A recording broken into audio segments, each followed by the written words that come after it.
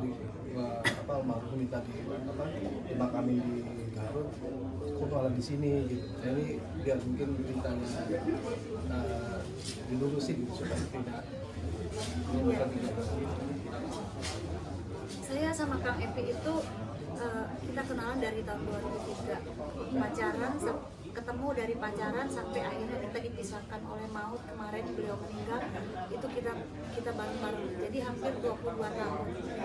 Jadi semua yang terjadi, semua kata-katanya, semua kita tuh udah tahu banget. Jadi kalau kita memilih memakamkan almarhum di tempat yang kita pilih sekarang, itu udah adalah keputusan yang terbaik buat kami. Kalau memang itu amanah beliau, pengen ke sana, kita akan antarkan ke sana. Kita menghormati, saya menghormati Kang Epi sebagai suami. Dia punya amanah, pengen ke tempat ibunya, ya pasti kita anterin ke sana. Tapi kan selama ini kan itulah Kang Epi, ya, itulah Kang Epi. Netizen, masyarakat, ataupun media, mungkin mereka tidak bisa membedakan yang mana dia ngomongnya beneran, yang mana dia lagi acting, yang mana dia lagi ngaco ngomongnya gitu. Kan meyakinkan sekali kan kalau saya meninggal, makamkan saya di samping ibu di Garut gitu. Akhirnya kan rame. Tapi sadar nggak sih itu dia ngomongnya beneran atau gimana? Kan yang tahu kita. Artinya itulah dia aktor yang hebat gitu. Ucapannya itu sangat-sangat meyakinkan orang. Ya kalau misalnya memang itu wasiatnya dia, ya pasti saya akan antarkan ke Garut, makam ibunya, ke samping ibunya. Tapi ada satu momen hangat kita tuh sampai beneran kamu dimakamin di Garut. Terus ntar aku ya kita ngomong berdua, ntar aku mau di sini. Oh beneran makamin di Garut? Dimanapun aku, yang penting aku deket sama Bunda. Kamu tuh kalau berbicara tuh harus bisa meyakinkan orang, Bu. Harus ini, jangan acting itu, jangan acting, kita jangan ini. Akhirnya berhasil ya dia bikin orang ini dari dialog ininya dia. Sampai awalnya juga saya juga awalnya sampai kaget, beneran nih. Ya itulah apa yang diucapkan dia itu ya berarti berhasil dia. Kalau memang itu wasiat, begitu dari rumah sakit memang itu wasiat, karena kami sangat mencintai beliau, sangat menghormati, pasti pada saat dinyatakan beliau meninggal, saya akan langsung pesan ambulan untuk mengantarkan ke Garut, memakamkan di samping ibu. Jadi bisa dibilang acting yang akhirnya viral gitu ya. Akhirnya netizen percaya terhadap.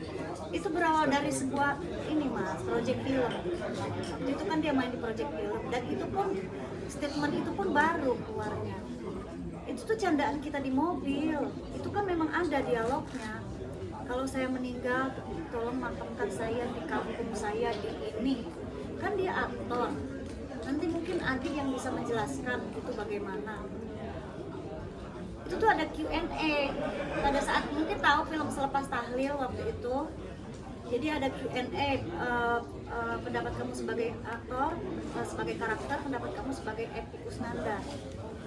Wasiat apa yang ingin kamu sampaikan ke anakmu, ke keluargamu, atau ke apa? Ya kan dia aktor, ya gitu, imajinasinya kemana-mana gitu. Jadi ya selama ini ribut, istri durhaka, istri tidak ini kan suami ini, makanya saya cuma diem, ya udahlah. Kalian yang hanya melihat dari sosial media, yang taunya itu ya udah nggak apa-apa. Hanya kami aja yang tahu. Mungkin Adi bisa menjelaskan kenapa Papa bisa begitu.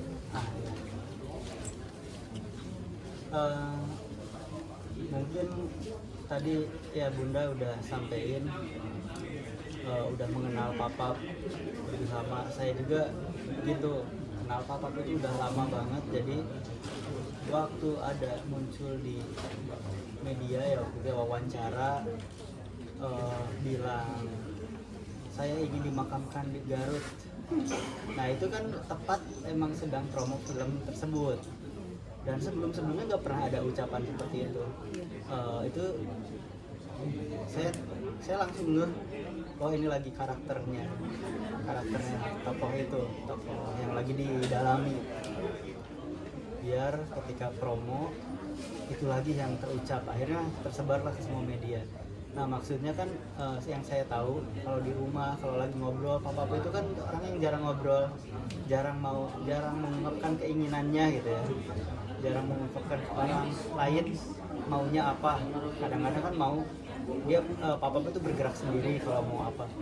Jadi ketika ada momen kayak gini itu selalu memanfaatkan Iya. prosesnya dia selama berakting. Misalkan dia berperan sebagai apa, akhirnya selalu ke bawah dan direlatekan dengan kehidupannya. Jadi ya nggak salah juga lah kalau ngomong gitu kan. Jadi Iya. padahal dimanapun kalau ngedengar dari cerita Bunda, mau dimanapun ya nggak masalah gitu ya, malah bisa dekat sama keluarga lebih baik. Jadi waktu lihat ada itu saya biasa aja gitu, jadi bukan menangkap itu sebagai wah ini wasiat ini Karena udah harus tahu. didengerin, karena tahu sehari-harinya kayak gimana. Makanya kalau pas ketemu secara langsung itu tuh udah nggak ada obrolan apa-apa lagi gitu. Dan bukan orang yang keras kepala kalau itu harus bisa dan nggak seperti itu. Jadi apa ya, dan apapun juga sikap ke anak-anak, ke Bunda juga ya udah itu kan ini udah panggung adalah apa namanya, dunia adalah permainan Senda Gurau, selalu mengucapkan ada itu, katanya di mana di kitab apa permainan Senda Gurau. Jadi ya udah hidup sehari-hari dengan Iya. kualitas itu.